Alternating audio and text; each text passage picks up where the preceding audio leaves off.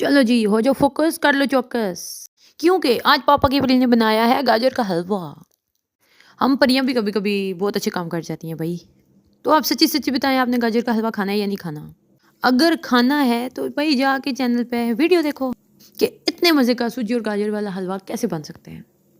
Easiest step बताएं, खुद बनाओ, मम्मा को दो, खुद खाओ। यार मैंने समझ नहीं आती थोड़ा की चला जुलसी चैनल को सब्सक्राइब क्यों नहीं कर दे? वीडियो देख के चले जाते हो। Full video link is on description, go and watch. Thank you so much.